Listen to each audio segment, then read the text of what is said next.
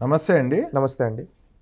ఏపీలో biggest drug racket ప్రపంచంలో ఎప్పుడూ ఎక్కడా లేని విధంగా 25,000 కేజీల డ్రగ్స్ పట్టుబడ్డాయి విశాఖపట్నంలో.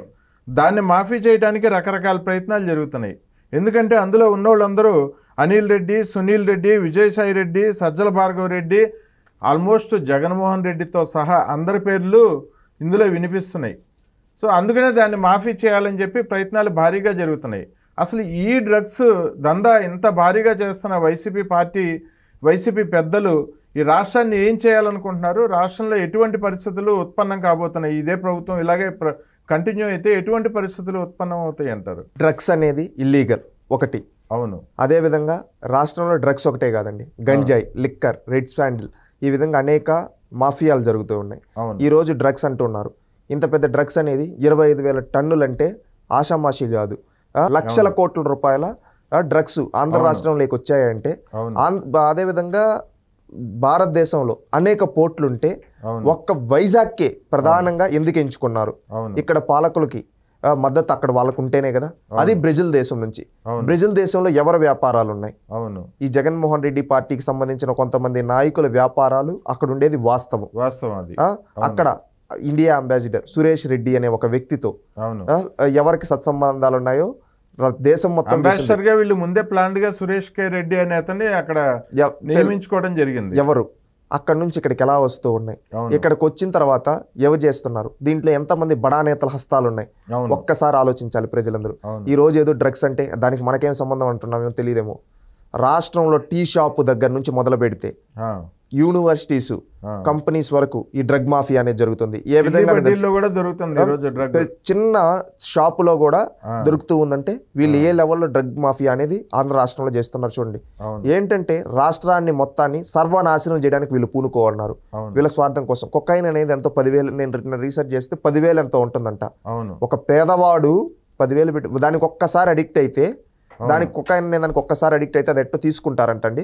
ఆ విధంగా దానికి అడిక్ట్ అయితే మళ్ళీ అది లేకపోతే వాడు బతకలేడు, ఎంతకైనా తెగిస్తాడు. అది లేకపోతే బతకలేడంట. ఇదేం చేస్తున్నారు వీళ్ళు? ఒక స్లో పాయిజన్ లాగా ఒక చిన్న చిన్న షాపుల్లో నుంచి టీల్లో కలిపివ్వడము, ఈ విధంగా కలిపి వాళ్ళని అలవాటు చేసి ఆ విధంగా నుంచి వాళ్ళని అలవాట్లు పెంచి లాస్ట్కి ఏం చేస్తూ ఉన్నారంటే వాళ్ళని సంఘ విద్రోహ శక్తులుగా తయారు చేస్తూ ఉన్నారు. ఈ రోజు ఆ కొకైన్ లేకపోతే వాడు బతకలేడు. అలాంటి సందర్భంలో ఏమవుతుందో తెలుసా? ఆ 10,000 అనేది వాడికి కావాలంటే వాడికి ఎక్కడి నుంచి వస్తుంది? ఇంట్లో బంగారు నగలు అమ్మేయడము, లేకపోతే భూములు అమ్మేయడము, లేకపోతే ఎవరిపైన రౌడీజం చేయడము, గూండాయిజం చేయడం, ఇలాంటివి చేస్తాడు. ఇలాంటివి చేసినప్పుడు ఏమవుతుంది? వాడిని ఒక సంఘ విద్రోహ శక్తికి తయారు. దానికి కారణం ఈ ప్రభుత్వం కాదా?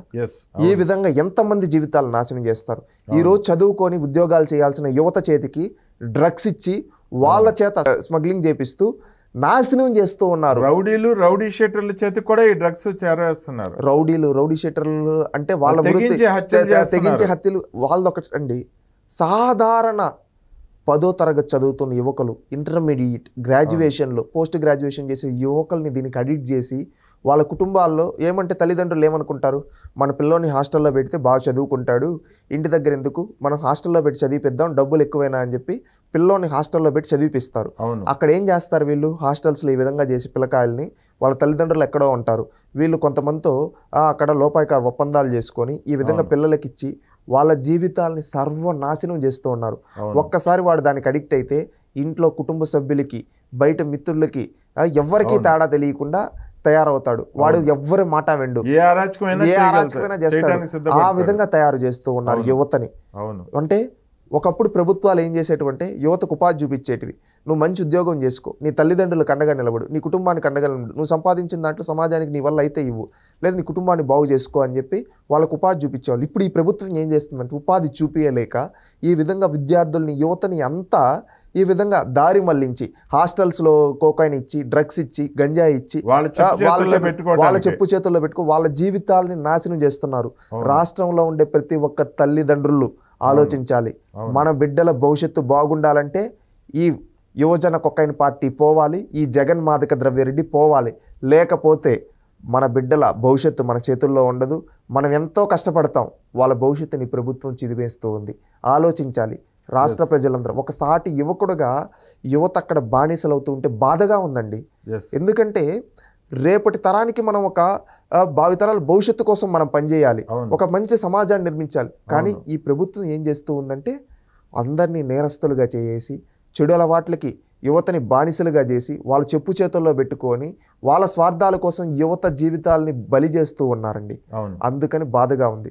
రాష్ట్రంలో ఉండే ప్రతి ఒక్క తల్లిదండ్రి ఆలోచించాలి. ఈ యువజన కొకైన్ పార్టీకి ప్రజాక్షేత్రంలో మనం యువజన కొకైన్ పార్టీ అని అంటామండి. ఎందుకంటూ అనాల్సి వస్తూ ఉందంటే ఈ విధంగా యువజన కొకైన్ పార్టీ జగన్ మాదక ద్రవ్యరెడ్డి అని దేశంలో ఎక్కడ గంజాయి దొరికినా దానికి మూలం ఆంధ్రప్రదేశ్ వస్తూ ఉంది. నువ్వేం చేస్తూ ఉన్నావు? నువ్వు ఒక ముఖ్యమంత్రివి, చర్యలు తీసుకోవాలి కదా. ఎందుకు తీసుకోవటం? విషయం అండి, ఒక్క కన్సైన్మెంట్ లో 25,000 కేజీలు డ్రగ్స్ వచ్చినాయి కదా, ఒక్కసారిగా అంత ధైర్యం చేయలేరు. ఇది 5 సంవత్సరాల నుంచి ఎన్నో కన్సైన్మెంట్స్ ఏపీకి వచ్చి ఉంటాయి అని చెప్పి కేంద్ర నిఘా సంస్థలు గత 5 సంవత్సరాల్లో విశాఖపట్నంలో జరిగిన దిగుమతుల మీద దృష్టి సారించారంట. మొత్తం జరిగిన వాస్తవాలన్నీ బయటికి తీసే ఉద్దేశంలో ఉన్నారంట. ఇంకా ఎన్ని లక్షల కేజీల కొకైన్ బయటకు వచ్చిందనే వివరాలని మొత్తం కూపీలాగే పనిలో ఉన్నారంట కేంద్ర నిఘా సంస్థలు. అవునండి. ఒకటి నేను అంటున్నాను కదా, ఇది డ్రగ్స్కి ఈ విధంగా నిర్మూలకాన్ని. ఇప్పుడు డ్రగ్ క్యాపిటల్ ఆఫ్ ఇండియా అని నేను గూగుల్లో సెర్చ్ చేశా. Andhra Pradesh has become the drug capital of India అని గూగుల్లో వచ్చింది. గూగుల్, ఇది నేను చెప్పడం కాదు, గూగుల్లో మీరు చూడండి. ఇది ఒక great achievement AP.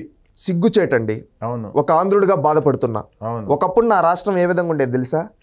Is of doing లో నెంబర్ 1 గా, అదే విధంగా స్టార్ట్అప్స్ లో నెంబర్ 1 గా, అదే విధంగా ఆర్థిక వ్యవస్థని పటిష్టం చేయడంలో నెంబర్ 1 గా, ఉద్యోగాలు సృష్టించడం వ్యవసాయంలో నెంబర్ 1 గా, పంచాయతీరాజ్ వ్యవస్థలో నెంబర్ 1 గా, ఇరిగేషన్ లో నెంబర్ 1 గా ఉంది. ఈ రోజు డ్రగ్ క్యాపిటల్ గా మార్చారంటే సిగ్గుచేటుగా ఉంది ఒక ఆంధ్రుడిగా. ప్రజలు మేల్కోవాలి. ఇది నా కోసం మీకోసం ఎవరో నాయకుల కోసం కాదు, మన భవిష్యత్తు కోసం, మన భావితరాల భవిష్యత్తు కోసం ప్రతి ఒక్కరు మేల్కోవాలి. తప్పకుండా మేల్కొంటారని ఆశిస్తున్నా. ప్రజాక్షేత్రంలో ఈ యువజన కొకైన్ పార్టీని, ఈ జగన్ మాదక ద్రవ్యరెడ్డిని ఇంటికి పంపించి మళ్ళీ ప్రజాప్రభుత్వాన్ని ఏర్పాటు చేసుకుని మన భవిష్యత్తును బంగారు భవిష్యత్తుగా మార్చుకున్నాం. కొకైన్ లేని రాష్ట్రంగా, డ్రగ్స్ లేని రాష్ట్రంగా ఆంధ్రప్రదేశ్ని తయారు చేసుకున్నాం. థ్యాంక్ యూ అండి, ధన్యవాదాలు. థ్యాంక్ యూ అండి. Right sir.